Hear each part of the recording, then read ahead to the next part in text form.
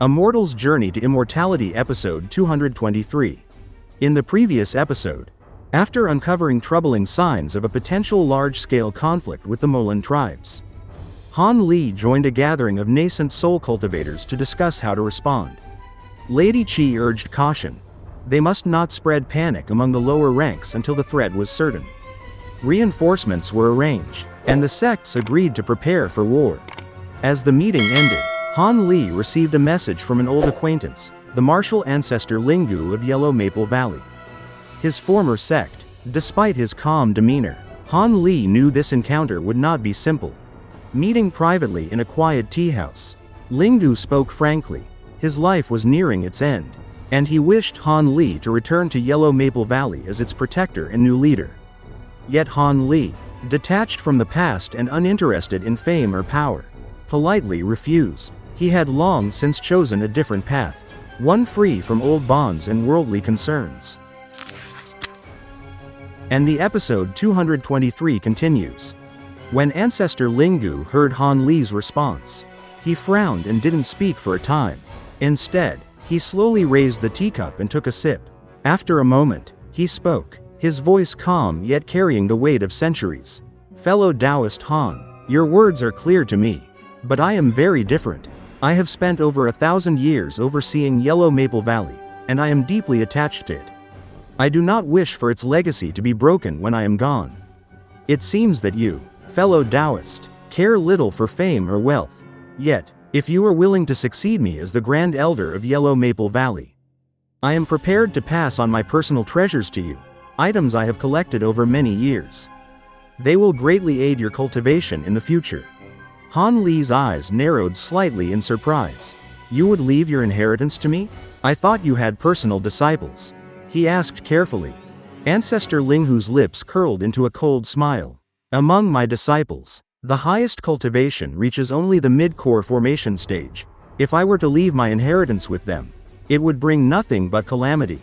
Even if you do not accept, I cannot leave the majority of my treasures to the sect. Han Li paused, stroking his chin thoughtfully. He understood the temptation in Linghu's words. Yet he also realized the responsibilities that would come with being the Yellow Maple Valley Elder. Accepting the position would involve entanglements with the 6 sects of Yu and the 9 Nations Union. Challenges that could last for years. Moreover, it would restrict the freedom he currently enjoyed within the Drifting Cloud sect and inevitably draw him into conflicts with powerful factions like the Masked Moon sect. After a long moment, Han Li shook his head. I appreciate your offer, but I feel this matter should not be pursued further. Ancestor Linghu did not appear angry. Instead, his expression softened with helplessness. He sighed deeply and said, if you truly do not wish to become an elder of Yellow Maple Valley, then perhaps another arrangement may suit us. I will offer 3 treasures in exchange for 3 requests from Yellow Maple Valley, each within your capabilities. Han Li's curiosity sparked immediately. 3 requests within my capabilities? That I can accept, he replied without hesitation. A faint smile appeared on Linghu's face as he placed 3 items on the table, items he seemed to have prepared in advance. Han Li's gaze immediately fell on them, a small, shiny blue shield, a red jade bottle, and a jet black jade pendant. He first picked up the small blue shield. To his surprise, it felt soft and light in his hand, almost as if it weren't there. Examining it closely, he saw an unusual craftsmanship that hinted at its power. Ancestor Linghu watched him closely and said with a trace of reluctance, this is the Blue Light Shield, an ancient treasure I acquired in my youth. Its strength is particularly effective against fire attribute attacks. You will see its power when you test it. Han Li returned the shield to the table, his interest piqued but unshaken, and then reached for the red jade bottle. Linghu explained, I once ventured deep into the Moulan plains and exterminated a grade 7 Ironwing demon beast. This bottle contains its core, a rare material with countless potential uses. Han Li, though inwardly acknowledging the rarity of a grade 7 demon core, remained composed. Such items were of little significance to his cultivation, so he merely glanced at it before putting it back. His attention then shifted to the final item, the black jade pendant. Linghu watched him with a strange smile, saying nothing this time. Han Li studied the pendant carefully, asking, was this jade talisman refined by ancient cultivators? A hint of surprise appeared on Linghu's face. You are familiar with jade talismans? These items were rare even in ancient times.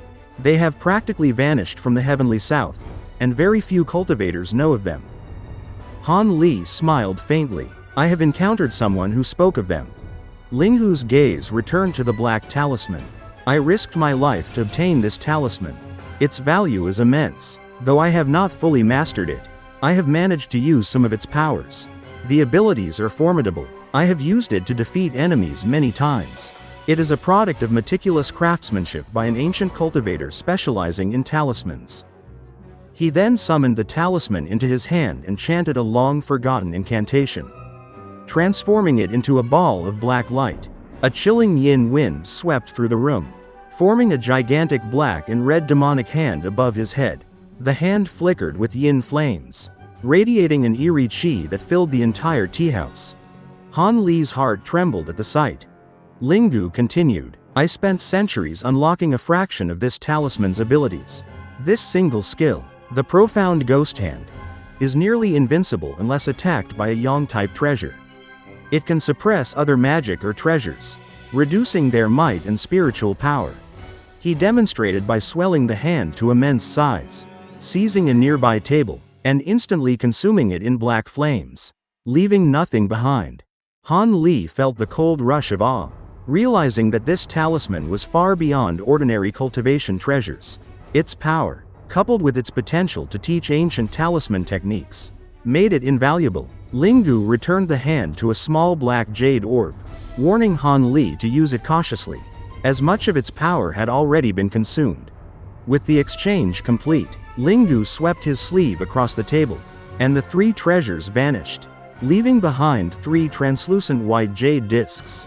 Han Li calmly said, these formation discs are my own creation. They cannot be replicated. After you pass on, I will honor any request that Yellow Maple Valley makes of me. Linghu smiled faintly, relieved. Good. With this, I can attend to other matters. Han Li then departed. Linghu offered only polite words as he left.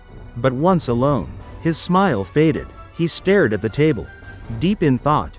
Instead of returning immediately to his residence, Han Li paused in a remote area, taking out the jade slip given to him by the Heaven Peak sect elder.